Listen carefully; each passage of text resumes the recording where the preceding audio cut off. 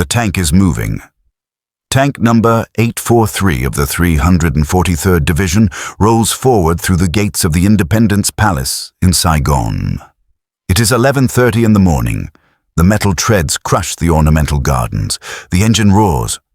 Inside the palace, President Duong Van Minh and his cabinet wait in their finest suits, surrounded by the trappings of a government that has existed for precisely 42 hours. The air smells of diesel fuel, cordite, and frangipani blossoms. Smoke rises from a dozen fires across the city. The sound of gunfire has finally stopped after 3 decades of nearly continuous war.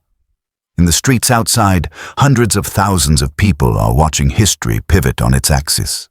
Some weep with joy, others weep with terror. Most simply stand in stunned silence, trying to comprehend that it is over. Colonel Bui Tin climbs down from the tank. His uniform is dusty from the road. He's been fighting since he was 17 years old, for 30 years. He walks up the palace steps. His boots echo on marble floors where French governors once held court, where American advisors once plotted strategy, where Vietnamese generals loyal to foreign powers once made promises they could never keep. He enters the room where President Minh waits. "I've come to receive the surrender of your government," Colonel Tin says. President Minh responds, "You cannot receive what we do not have. We have been waiting to transfer power to you." Colonel Tin looks at him. 30 years of war are ending in this moment. 30 years of the most intensive bombing campaign in human history. 30 years that killed 3 million Vietnamese people. 30 years that began not in 1955, not in 1965, but in the ashes of a different colonial war that itself stretched back a century. "Your power has crumbled," Tin says. "You have nothing to transfer. You can only surrender unconditionally." Outside, the North Vietnamese flag, red with a gold star, rises over the palace. The war is over. Vietnam is one country again. But the story of how Vietnam reached this moment and what it cost is written in blood, fire, and the stubborn refusal of a small nation to accept domination by the world's most powerful empire. This is that story.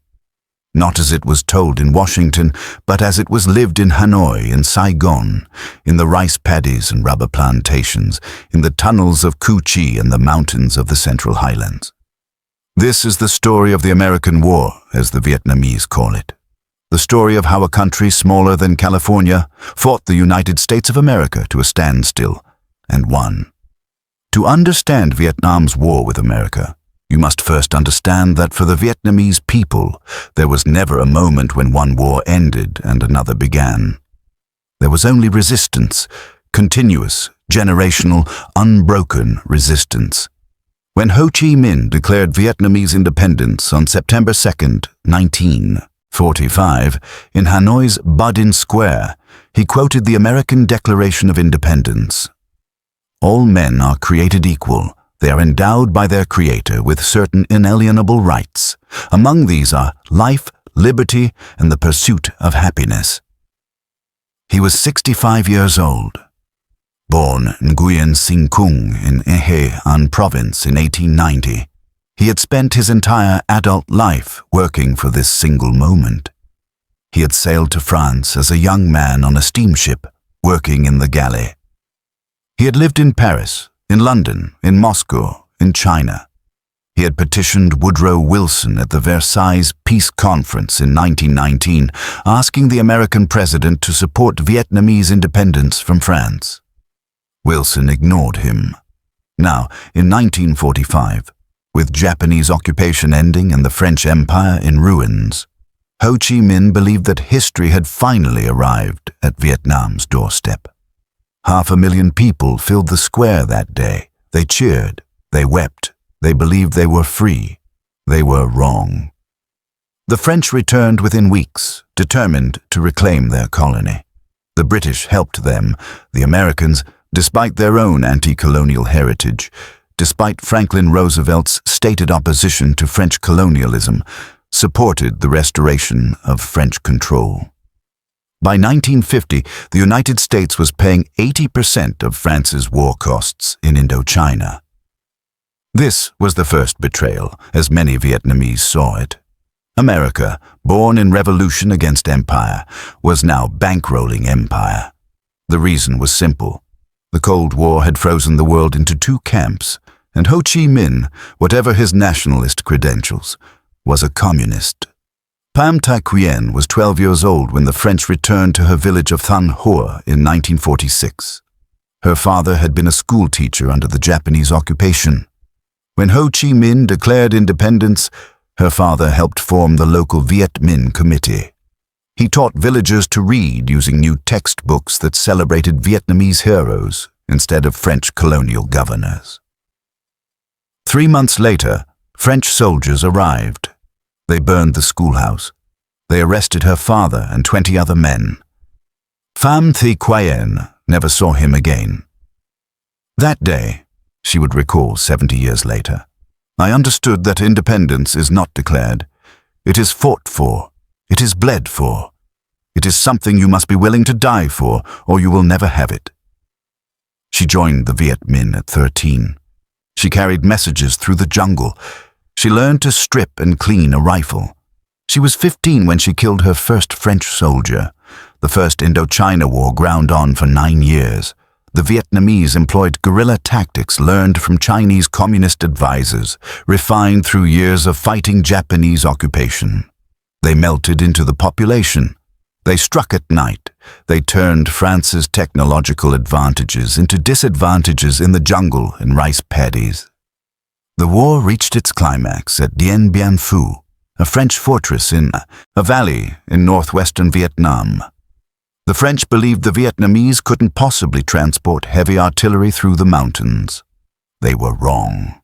General Von Nguyen Giap, using tens of thousands of porters, many of them women, dragged artillery pieces up mountains that French commanders had deemed impassable.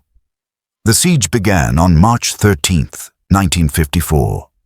It lasted 57 days. 4,000 French soldiers died. 8,000 Vietnamese died. On May 7th, the French surrendered. It was the first time in modern history that an Asian guerrilla army had defeated a European colonial power in conventional battle. Le Van Thanh was one of the artillerymen at Dien Bien Phu. He was 23 years old, born in a fishing village in the Red River Delta. His father had died building a French road in Cambodia, worked to death as forced labor. Le Van Thanh joined the Viet Minh at 16. We pulled those guns up the mountain by hand, he remembered. Inch by inch, day after day. The guns weighed tons. The path was mud. When one man fell, 10 others took his place. When we finally got them to the top and looked down at the French fortress below, we knew we would win. How could we not? We had done the impossible. We had already won by being there. The Geneva Accords, signed in July 1954, were supposed to end the war. Vietnam would be temporarily divided at the 17th parallel.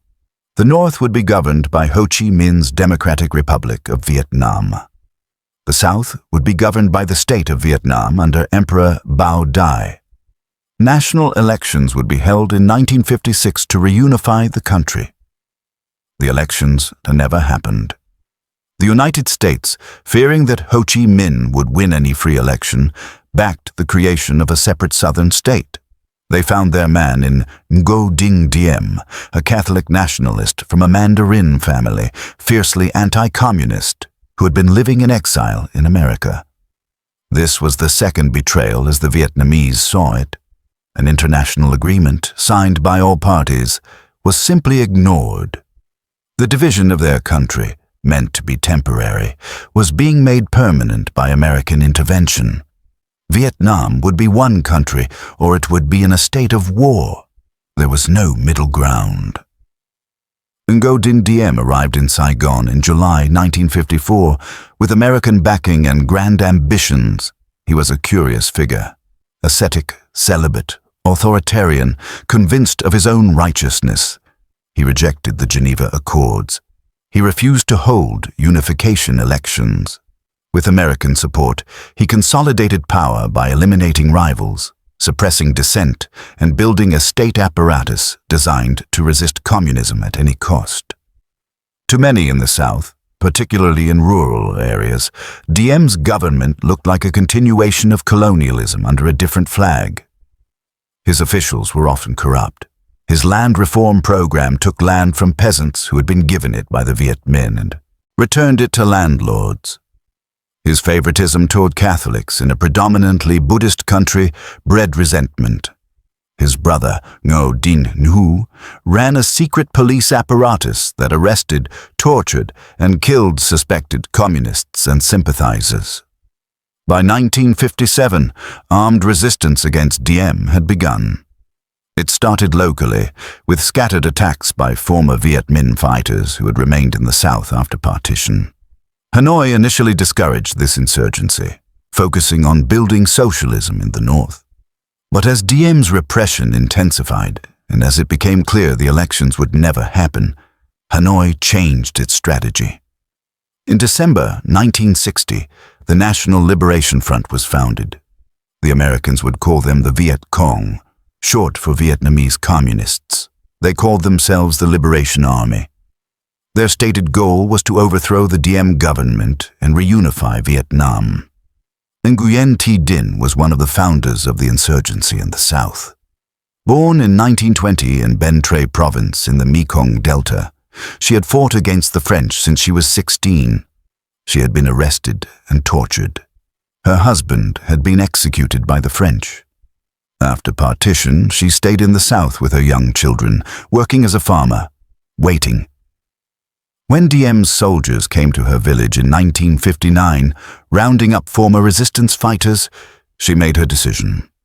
She helped organize what became known as the Concerted Uprising of January 1960 in Ben Tre. Thousands of peasants, armed mostly with sharpened bamboo stakes and machetes, attacked government posts simultaneously across the province. "We had no choice," she explained years later. "They were arresting our brothers, our husbands, our sons. They were taking our land. They called us communists, but most of us just wanted to live in peace on our own land. They wouldn't let us. So we fought." Nguyen Thi Dinh would rise to become one of the highest-ranking women in military history, eventually commanding Viet Cong forces throughout the South. American intelligence would spend years trying to determine who the woman general was, often refusing to believe that the tactical brilliance they encountered could come from a peasant woman from the Mekong Delta. As the insurgency grew, so did American involvement. President Dwight Eisenhower had sent a few hundred advisors. President John F. Kennedy, believing in the domino theory, that if Vietnam fell to communism, all of Southeast Asia would follow, dramatically increased American commitment. By November 1963, there were 16,000 American military personnel in Vietnam. The Americans brought helicopters, M16 rifles, radio equipment, and a doctrine called counterinsurgency. They built strategic hamlets, fortified villages meant to separate peasants from guerrillas. They trained the Army of the Republic of Vietnam, ARVN, in modern warfare tactics. They believed technology and firepower could defeat an insurgency. They were confronting a different kind of war than they understood. On January 2, 1963, at Ap Bac in the Mekong Delta, a force of 350 Viet Cong fighters engaged an ARVN force of over 2,000 soldiers supported by American helicopters and armored personnel carriers. The battle lasted one day. The Viet Cong shot down 5 helicopters and killed 80 ARVN soldiers. Viet Cong casualties were 18 killed. American advisors were stunned. How could a ragtag guerrilla force defeat a modern army with air support? They didn't understand that they weren't fighting a ragtag guerrilla force. They were fighting an army with 30 years of combat experience, intimate knowledge of the terrain, and the support of the local population. If you appreciate stories like this, histories told from perspectives rarely heard, narratives that challenge what we think we know, please consider subscribing to Not Nostalgic History. We're building a community of viewers who believe that understanding the past requires listening to all its voices, not just the loudest ones. Your support helps us continue bringing these essential stories to light. The turning point came in November 1963. By then, Diem's government was collapsing under the weight of its own corruption and brutality. Buddhist monks were setting themselves on fire in protest. The world watched in horror as Thich Quang Duc burned to death on a Saigon street on June 11, 1963, while Diem's sister-in-law, Madame Nhu, mocked the act as a barbecue.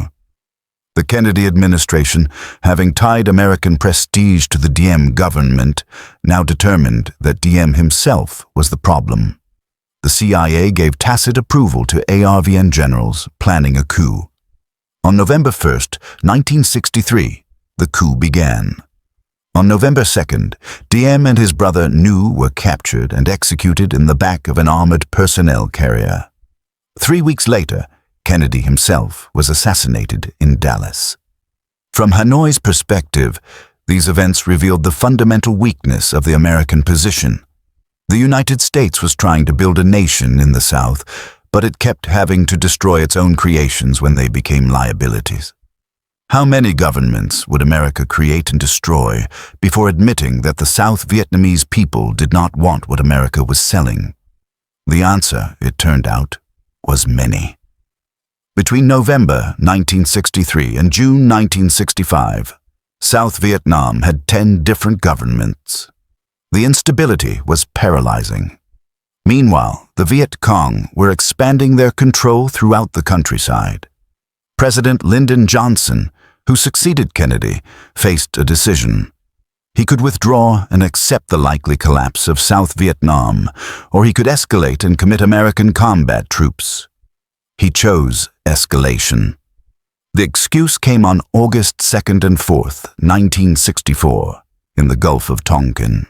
The U.S. Navy reported that North Vietnamese patrol boats had attacked American destroyers in international waters. The August 4th attack, it would later emerge, probably never happened. But Johnson used it to push the Gulf of Tonkin resolution through Congress, giving him authority to use military force in Vietnam without a formal declaration of war. The path to full-scale war was now open. February 7th, 1965. Camp Holloway near Pleiku in the Central Highlands. It is 2:03 in the morning. The American soldiers are sleeping. Then the mortars begin to fall. The attack lasts 15 minutes. Viet Cong commandos, who have infiltrated to within yards of the American compound, fire 81mm mortars with devastating accuracy. They destroy or damage 20 aircraft. They kill 8 Americans and wound more than 100. President Johnson is in Washington, meeting with National Security Advisor McGeorge Bundy, who has just returned from Vietnam. The attack occurs in real time as they speak. Johnson makes his decision. America will begin systematic bombing of North Vietnam. Operation Rolling Thunder begins on March 2nd, 1965. It will continue with brief pauses for 3 years and 8 months. Over 1 million tons of bombs, missiles, and rockets will be dropped on North Vietnam. More explosive tonnage than was dropped on Germany, Italy, and Japan combined during World War II. The bombing has 3 objectives: to break North Vietnam's will to support the insurgency in the south, to destroy North Vietnam's industrial capacity, and to cut the supply lines, the Ho Chi Minh Trail, running through Laos and Cambodia into South Vietnam. It will fail to achieve any of these objectives. Phan Thanh Binh was 19 years old and working in a textile factory in Hanoi when the bombing began. She had grown up in the city, part of the first generation educated entirely under the Democratic Republic of Vietnam. She could read and write, something her mother, born under French colonialism, had never learned. She had dreamed of becoming an engineer. When the air raid sirens sounded for the first time, she recalled, we all ran to the shelters. They were just holes in the ground with concrete covers. We huddled there in the dark, hearing the bombs fall. The ground shook. The sound was like the world ending. I thought, the Americans have so many bombs. How can we possibly survive this? But survive they did. Hanoi's population was dispersed to the countryside. Factories were broken down and hidden in caves and forests. Schools continued in underground classrooms. Bridges were built just below the waterline, invisible to American bombers. The entire society mobilized for war. We learned to live with the bombing, Phan Thanh Binh said. It became normal. That was the most terrible thing, how normal it became. Every day bombs, every night bombs, and every day we repaired what was destroyed. We kept working, we kept studying, we kept living. They could kill us, but they couldn't make us surrender. On the ground in South Vietnam, the war was transforming. On March 8, 1965, 3,500 U.S. Marines landed at Da Nang. They were the first American combat troops deployed to Vietnam. More would follow. Many more. By December 1965, 184,000 American troops. By December 1966, 385,000. By December 1967, 485,000. By April 1969, the peak, 543,000 American military personnel in Vietnam. They brought with them the most sophisticated military technology on Earth: M16 rifles, M60 machine guns, M1-13 armored personnel carriers, M48 Patton tanks, UH-1 Huey helicopters, F-4 Phantom jets, B-52 Stratofortress bombers, artillery that could hit targets 10 miles away, napalm that burned at 800 degrees Celsius, chemical defoliants like Agent Orange that stripped the jungle bare. The American strategy was attrition. Kill enough enemy soldiers and the communists would reach a crossover point where they couldn't replace their losses. General William Westmoreland, commander of U.S. forces, believed in search and destroy missions. American troops would sweep through areas, engage the enemy, and count the bodies. Success was measured by the body count. From the Vietnamese perspective, this was a strategy that could never succeed. As General Vo Nguyen Giap put it, the enemy will pass slowly from the offensive to the defensive. The blitzkrieg will transform itself into a war of long duration. Thus, the enemy will be caught in a dilemma. He has to drag out the war in order to win it, and does not possess, on the other hand, the psychological and political means to fight a long, drawn-out war. In other words, America could win every battle and still lose the war. Vo Thai Mo joined the Viet Cong in 1965 when she was 17. She was from a village in Quang Nam province near the coast. Her father had died in the war against the French. Her older brother had gone north in 1954 after partition. She lived with her mother and younger siblings, farming rice. When the Americans established a base near her village, everything changed. The noise was constant: helicopters, trucks, generators.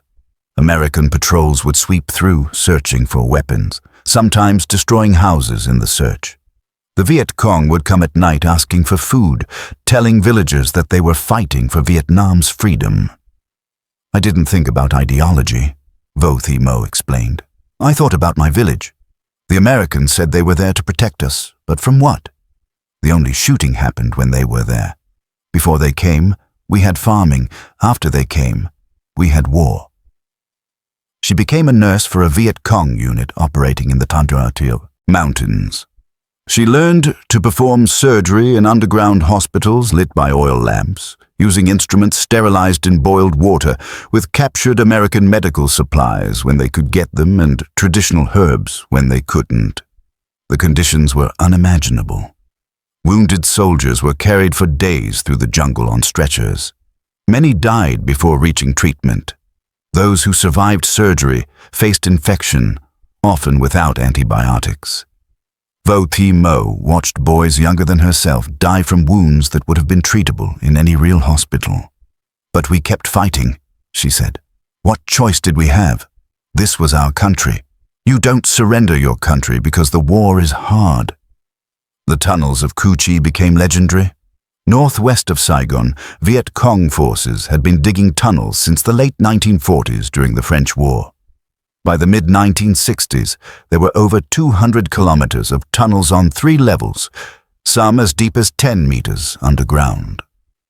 The tunnels contained hospitals, sleeping chambers, kitchens, supply rooms, and command centers. Trapdoors were camouflaged. Ventilation shafts were disguised. The tunnels were too small for most American soldiers, deliberately sized for smaller Vietnamese frames. There were false walls leading to dead ends filled with booby traps. There were underwater entrances. There were sections flooded to stop poison gas. American forces tried everything to neutralize the tunnels. They sent in specially trained tunnel rats, small-statured soldiers who would crawl through with pistols and flashlights. They pumped in tear gas and acetylene gas. They dropped massive bombs to collapse the tunnels. They bulldozed and burned entire areas. Nothing worked. The tunnels survived. Living in the tunnels was hell. The air was stale and thin. Malaria and dysentery were rampant. Soldiers went weeks without seeing sunlight, but the tunnels provided something invaluable: sanctuary. A place where American firepower couldn't reach. A place to hide, to heal, to plan the next attack. The war developed a terrible rhythm. Americans would conduct sweeps through the countryside, often moving entire populations into refugee camps or strategic hamlets, trying to separate the guerrillas from their base of support. They would declare areas free fire zones, where anything that moved could be shot. They would carpet bomb suspected enemy positions with B-52s flying too high to be seen, the first warning being the earth erupting in geysers of dirt and flame. And still, the Viet Cong and North Vietnamese forces kept fighting. They ambushed patrols, they mined roads, they mortared bases, they attacked at night and disappeared before dawn. They lost 10 soldiers for every American killed, sometimes more, and still they kept coming. The decisive moment came during Tet, the Lunar New Year, in January 1968. It is 4:45 in the morning on January 31st, 1968. The city of Saigon is sleeping. Tet celebrations have been underway for days. A ceasefire is supposed to be in effect. Then the attacks begin. Simultaneously, across South Vietnam, Viet Cong and North Vietnamese forces attack more than 100 cities, towns, and military bases. In Saigon, they attack the presidential palace, the airport, the radio station, and the American embassy. 19 Viet Cong commandos blow a hole in the wall of the U.S. embassy compound. They pour through, firing AK-47s. Military police fire back. A 5-hour firefight ensues on the embassy grounds. All 19 commandos are killed. 5 Americans die.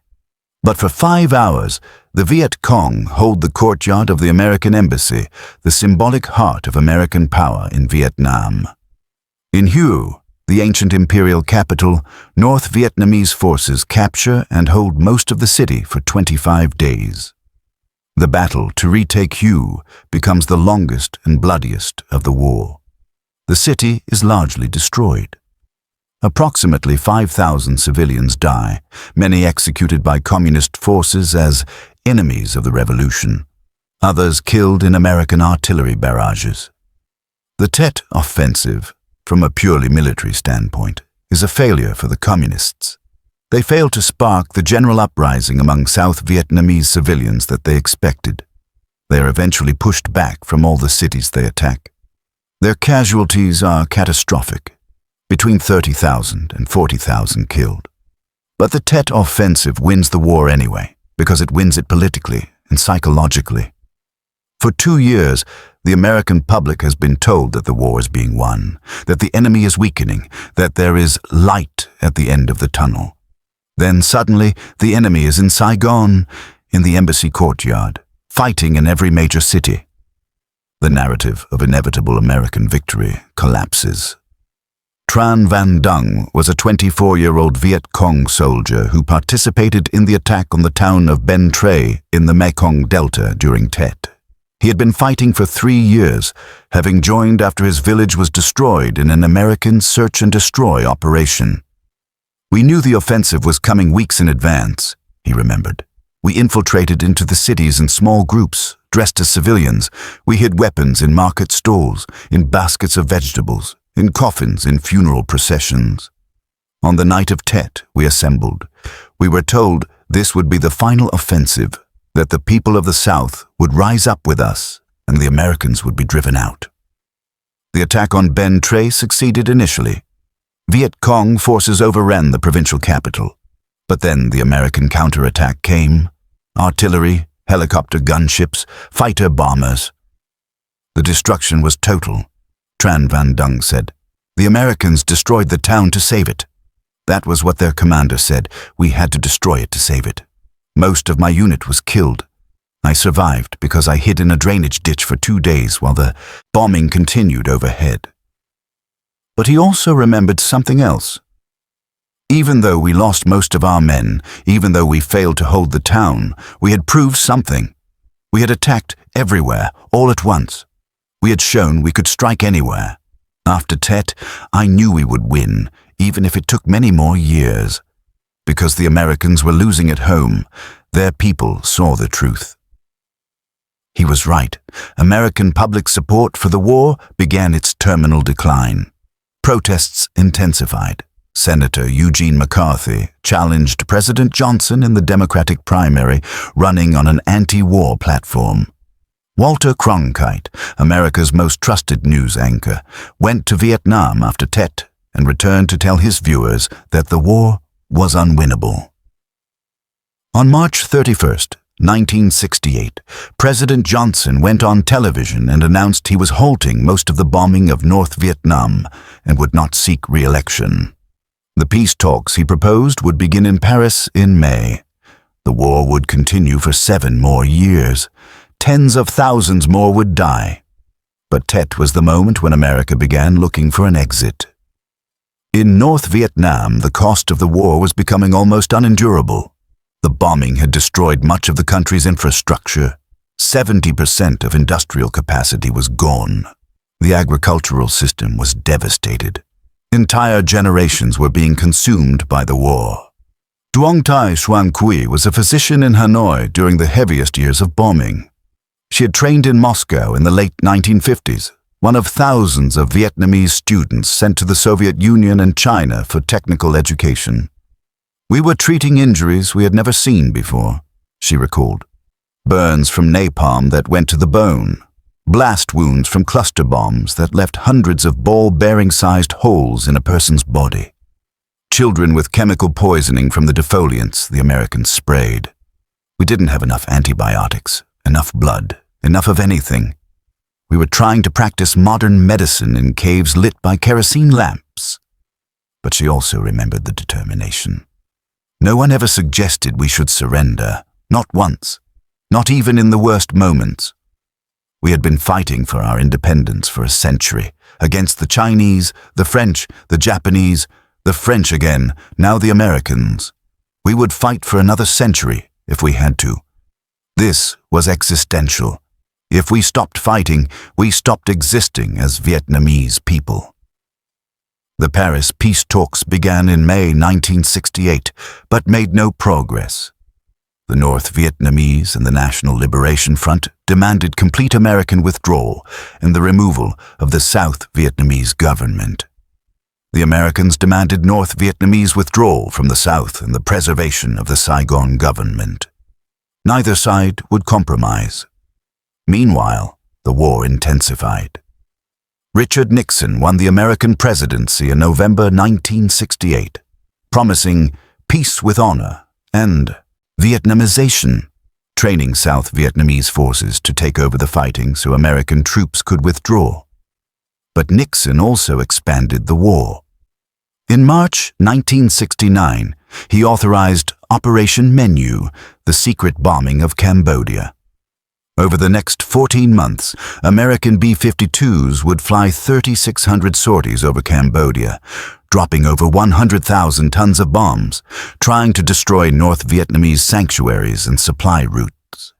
The bombing was kept secret from Congress and the American public. In April 1970, American and South Vietnamese forces invaded Cambodia, trying to cut the Ho Chi Minh Trail and destroy communist base areas. The invasion sparked massive protests in America. At Kent State University on May 4, 1970, National Guardsmen fired on student protesters, killing 4. America was tearing itself apart. From Hanoi's perspective, all of this confirmed their strategy.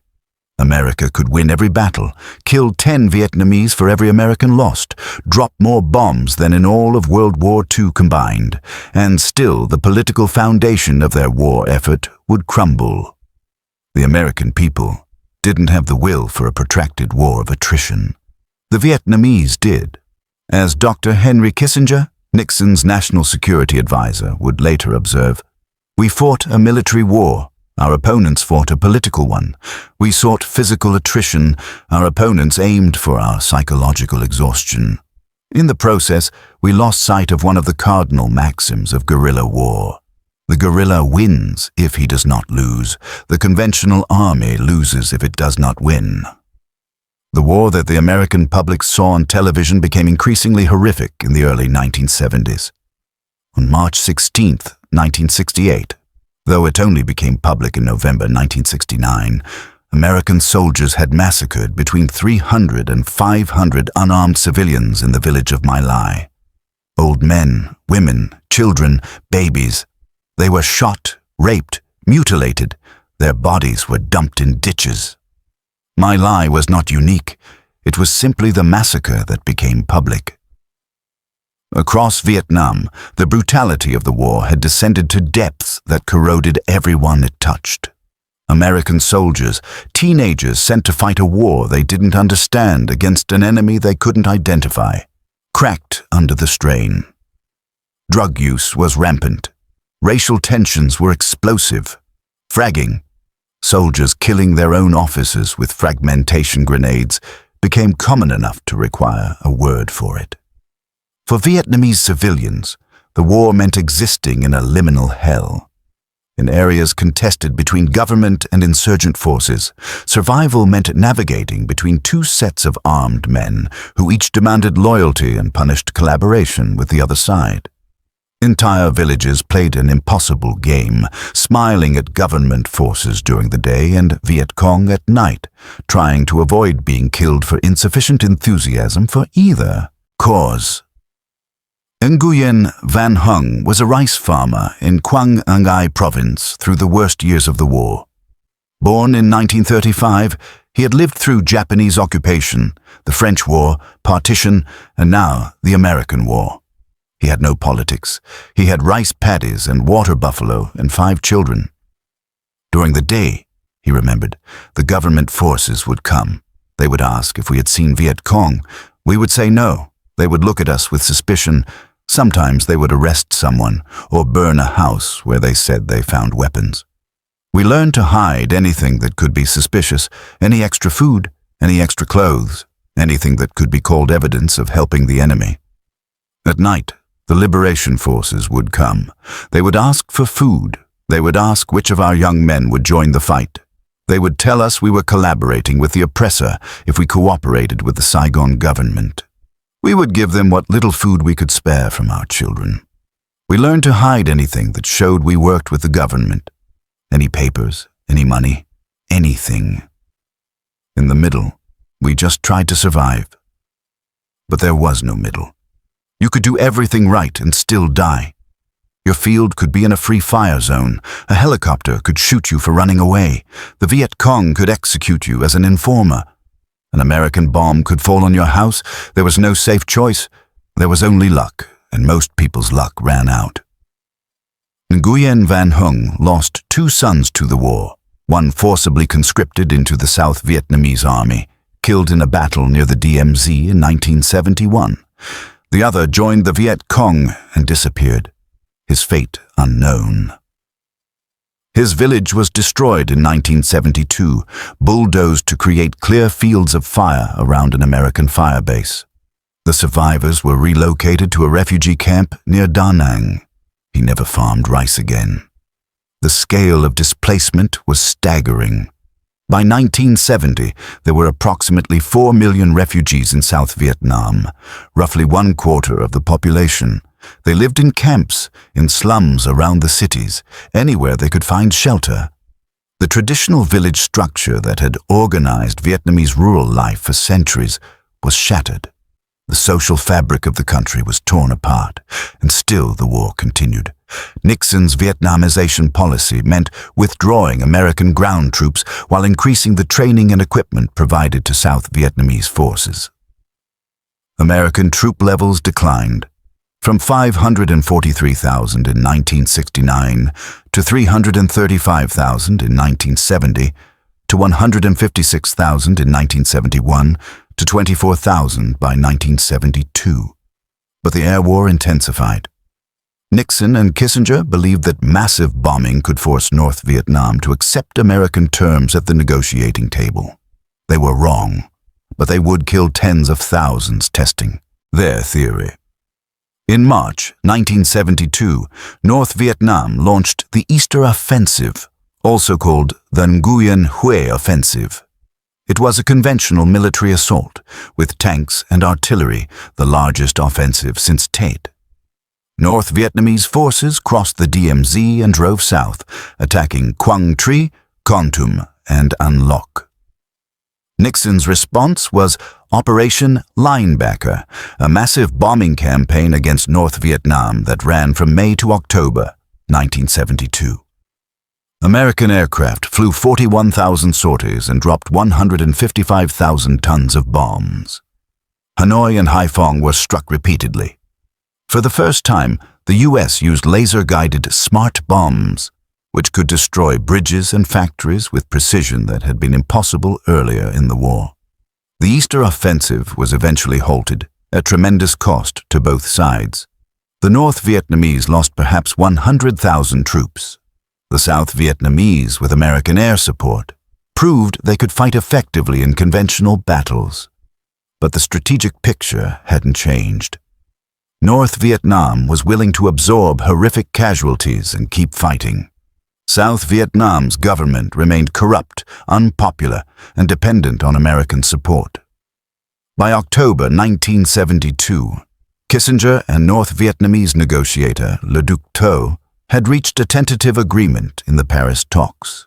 But South Vietnamese President Nguyen Van Thuy rejected it, fearing it would lead to a communist takeover. Nixon, facing re-election, assured Thuy that America would continue supporting South Vietnam and bombed North Vietnam again to show resolve. Operation Linebacker II, the Christmas bombing, ran from December 18 to 29, 1972. It was the most intensive bombing campaign of the war. B-52s struck Hanoi and Haiphong around the clock. In 11 days, American aircraft flew over 2,000 sorties and dropped 20,000 tons of bombs. Tran Van Tra was a factory worker in Hanoi during the Christmas bombing. He was 41 years old, had lost an arm fighting the French at Dien Bien Phu, and had 3 children who had been evacuated to the countryside. The B-52s came in waves, he remembered. You couldn't see them, they flew too high. You couldn't hear them until the bombs were already falling. The whole city shook. Buildings collapsed, fires burned everywhere. The anti-aircraft guns fired constantly. Sometimes they hit the bombers. I saw one explode in the air like a second sun, and we cheered even as the bombs were falling around us. But mostly we just endured. We had been enduring for so long. What was 11 more days? What were 11 more days against 30 years? I remember thinking, they can bomb us until the end of time. They can kill us all, but they cannot make us surrender our country. Only we can give it away, and we will not. 15 B-52s were shot down during the Christmas bombing. 93 American airmen were killed or captured. Between 1,000 and 1,600 Vietnamese civilians were killed in Hanoi. The international reaction was overwhelmingly negative. The Swedish Prime Minister compared it to Nazi atrocities. The Pope pleaded for an end to the bombing.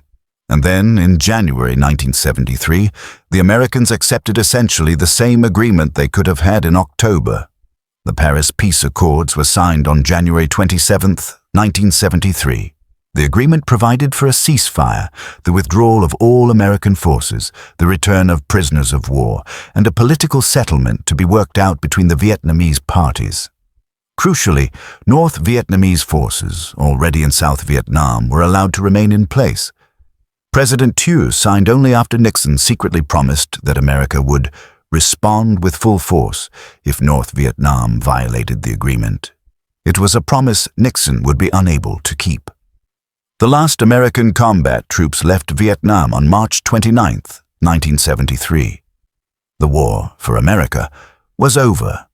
They left behind a South Vietnamese military of over 1 million men equipped with modern American weapons, supported by American aid. For Vietnam, the war had 2 more years to run. The Paris Accords created a fiction of peace. The ceasefire was violated within hours by all sides. North and South Vietnamese forces raced to occupy as much territory as possible before positions solidified. The political settlement was never seriously pursued. Everyone understood that the war would continue until one side won completely. But the context had changed fundamentally. American forces were gone. American air support, the decisive edge that had stopped every North Vietnamese offensive since 1965, was gone. The question was whether South Vietnam could survive without it. The answer became clear quickly. In August 1974, President Nixon resigned over the Watergate scandal. His successor, Gerald Ford, inherited a deeply isolationist Congress and public. In the fall of 1974, Congress cut aid to South Vietnam from $2 billion to $700 million. The South Vietnamese military faced sudden shortages of fuel, ammunition, and spare parts. Meanwhile, North Vietnam was preparing for what they called the Great Spring Offensive. The decision was made in October 1974. General Van Tien Dung was placed in command. The objective was nothing less than total victory. The offensive began on January 6, 1975, with an attack on Phuoc Long Province north of Saigon. The province fell in 3 weeks. President Ford asked Congress for emergency aid to South Vietnam. Congress refused. The message was clear. America would not intervene again. This was the moment North Vietnamese leaders had been waiting for. If America wouldn't respond to the fall of an entire province, they wouldn't respond to anything. The way to Saigon was open. Pham Xuan was in Saigon as the final offensive began. To most who knew him, he was a journalist, the chief correspondent for Reuters and Time magazine. He was urbane, sophisticated, connected to everyone who mattered in Saigon. He had studied journalism in California in the 1950s. He was friends with American journalists, CIA officers, South Vietnamese generals. He was also a communist spy, a colonel in North Vietnamese intelligence, one of the most important intelligence assets of the entire war. His information had shaped communist strategy for nearly 2 decades. His true identity wouldn't be revealed until after the war ended. In early 1975, he would later recall, you could feel the government crumbling, the corruption, the defeatism, the panic. Officers were moving their money out of the country. Officials were preparing escape routes. Everyone who could was trying to get visas to America or France. The structure looked solid from the outside, but it was hollow.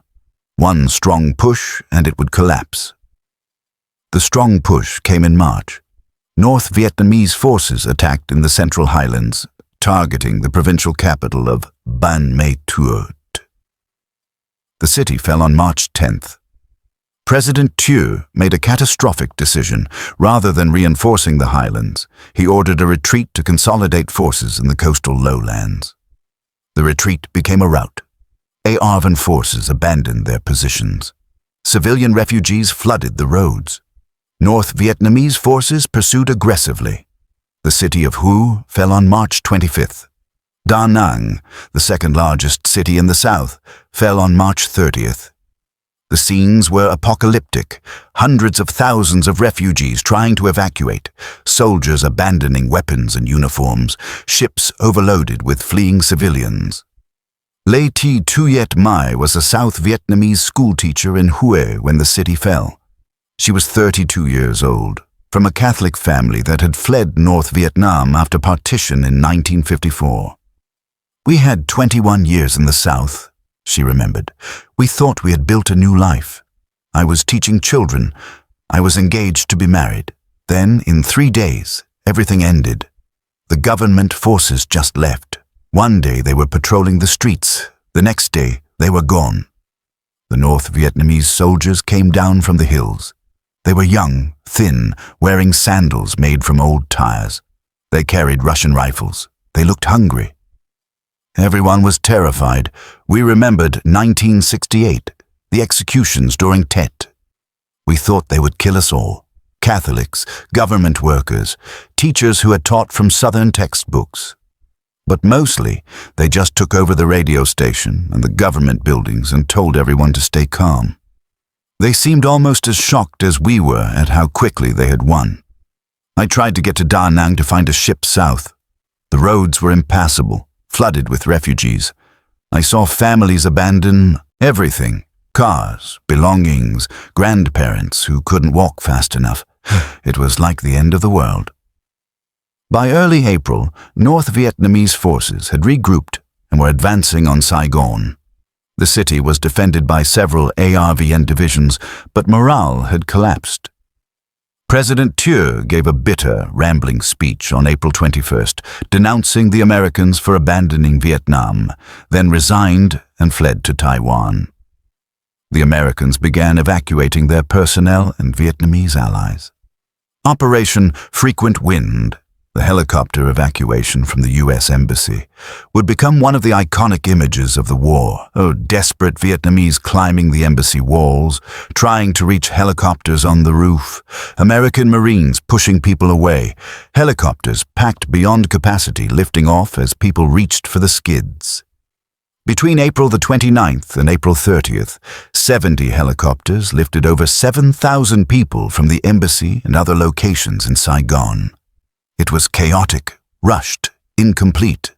Thousands of Vietnamese who had worked for the Americans, who had been promised evacuation, were left behind. And then, April 30th, 1975. Tank number 843 crashes through the palace gates.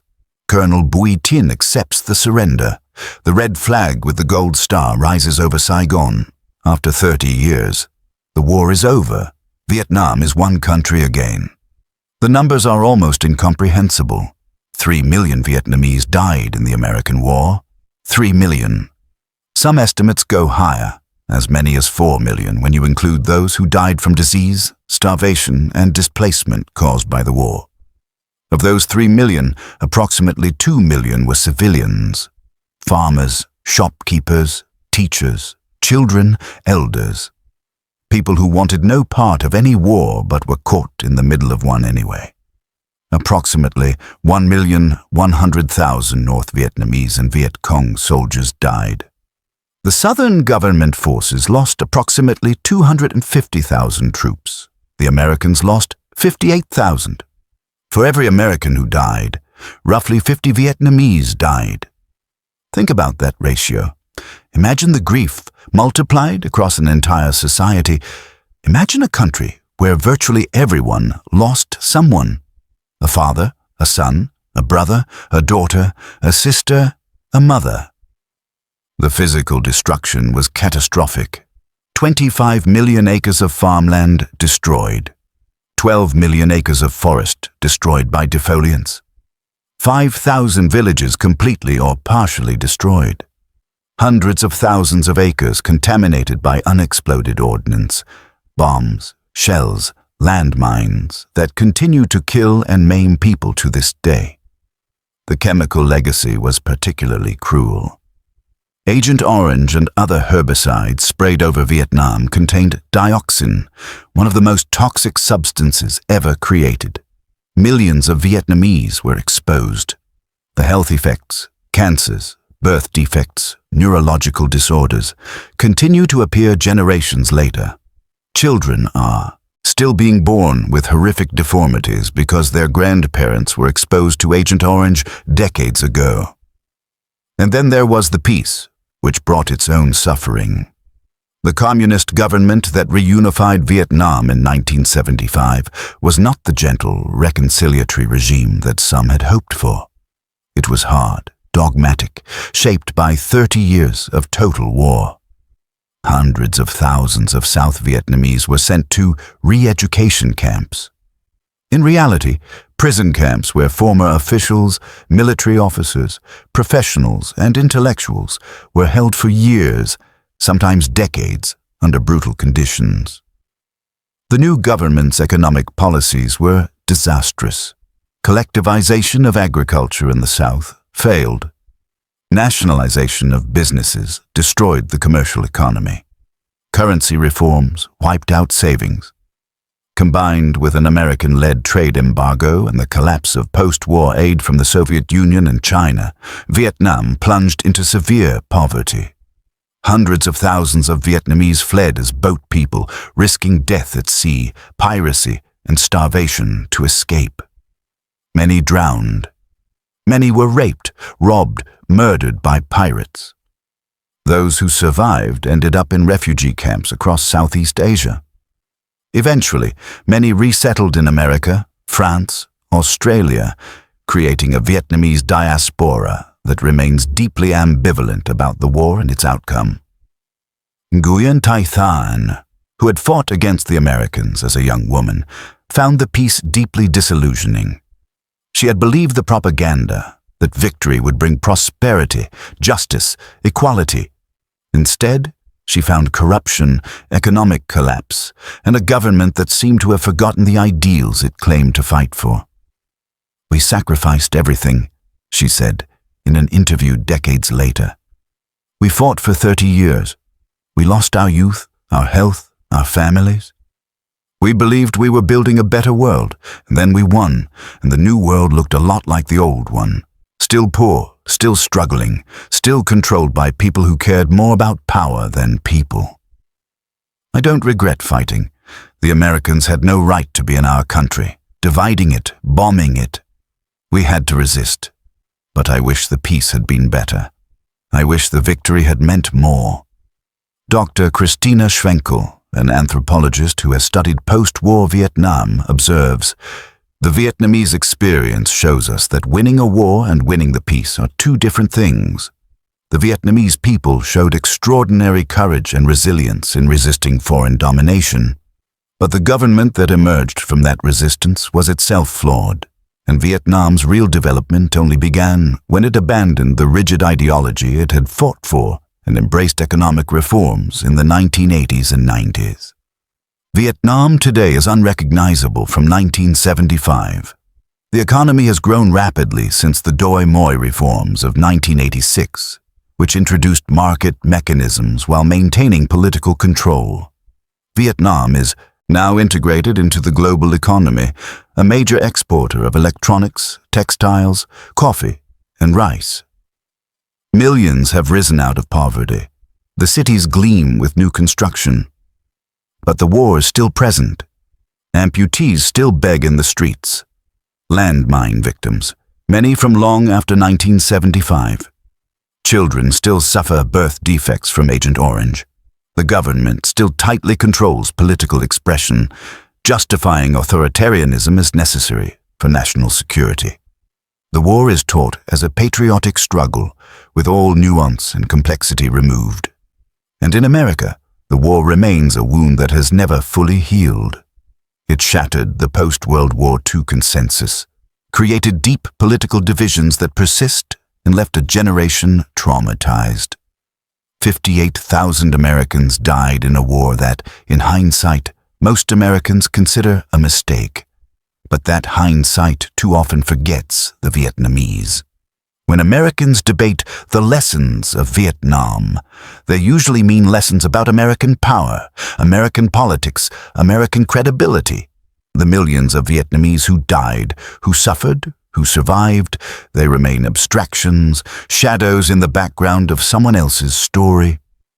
Vo T Mo, the Viet Cong nurse, lived until 2018. She died at 70 in a small apartment in Ho Chi Minh City, the renamed Saigon, surrounded by her children and grandchildren.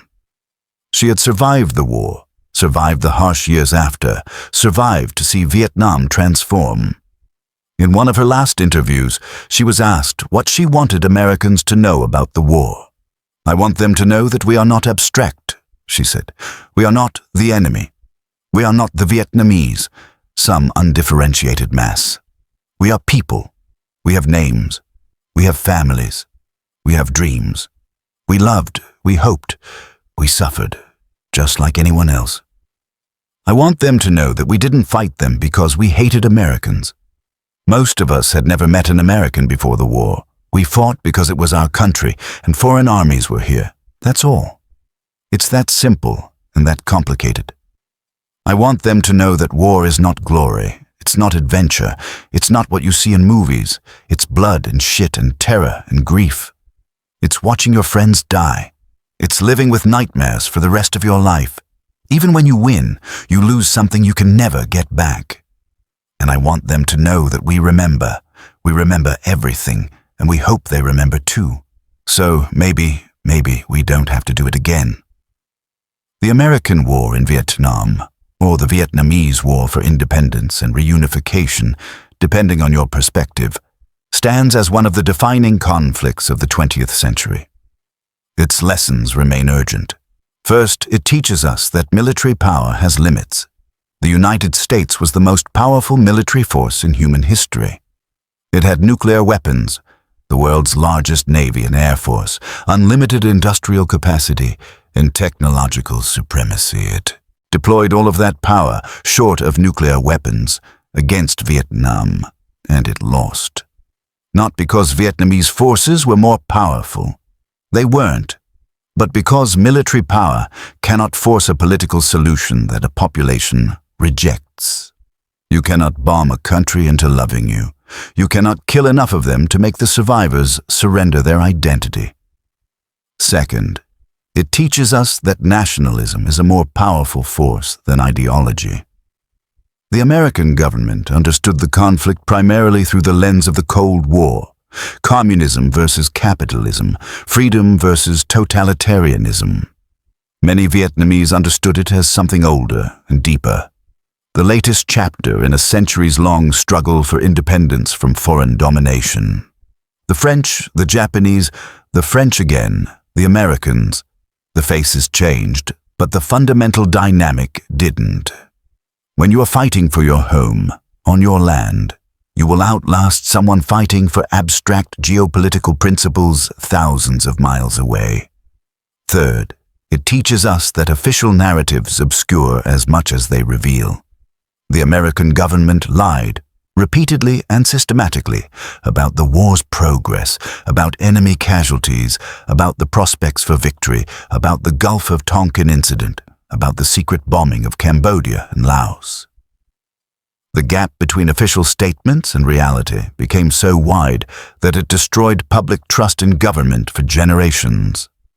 The North Vietnamese government also lied about their casualties, about their treatment of dissidents, about the re-education camps. All governments lie in wartime, but some lies corrode the foundations of society itself. Fourth, it teaches us that the costs of war are borne most heavily by those with the least power to prevent it. The generals and politicians who made decisions about the war mostly survived it. The young men and women who fought it, the Vietnamese teenager in a Viet Cong unit, the American teenager from a small town drafted into the infantry, they were the ones who died, were maimed, were traumatized. The civilians who just wanted to farm their rice and raise their children, they were the ones who were displaced, murdered, poisoned with chemicals that would deform their grandchildren. Fifth, it teaches us that wars end Not when the fighting stops, but when the wounds heal, and some wounds never fully heal. Nearly 50 years after the fall of Saigon, Agent Orange continues its silent killing. Bombs buried in the soil continue to explode. American veterans continue to die by suicide at elevated rates. Vietnamese Americans remain divided over how to remember the war. Vietnam itself remains authoritarian, justifying political repression partially through the narrative that the war never truly ended, that foreign forces still threaten the nation. Finally, and perhaps most importantly, the Vietnam War teaches us the absolute necessity of listening to all voices when we try to understand history. For too long, the story of the war was told primarily by Americans for Americans, about American concerns. The Vietnamese were reduced to extras in their own story, but history is not owned by the powerful. The Vietnamese who fought, who suffered, who survived, who remember, their voices matter. Their perspectives matter. Their story is not a footnote to American history. It is the main text of Vietnamese history, and Americans are the footnote. As historian Viet Thanh Nguyen writes, all wars are fought twice, the first time on the battlefield, the second time in memory. We may have won or lost on the battlefield, but the war of memory is still being fought. The war of memory continues. Every time we tell the story, we choose which voices to amplify, which suffering to acknowledge, which lessons to draw. This documentary has tried to tell the story from Vietnamese perspectives, to center Vietnamese voices, to make visible the people who are too often invisible. The 3 million Vietnamese who died cannot speak for themselves. But those who survived, who remember, who bear witness, they can speak. And we can listen. That is what they earned, at a price almost too terrible to comprehend. The least we can do is hear them. The war is over. The dead are buried. The flags have changed. But memory remains, and with it, responsibility. The responsibility to understand what happened, to acknowledge all who suffered, and to carry forward the knowledge that was purchased with so much blood. Vietnam teaches us this, that small nations can resist empires, that people can endure unimaginable suffering for what they believe is right, and that every war, even those won, exacts a price that echoes across generations. May we remember, may we learn, may we do better.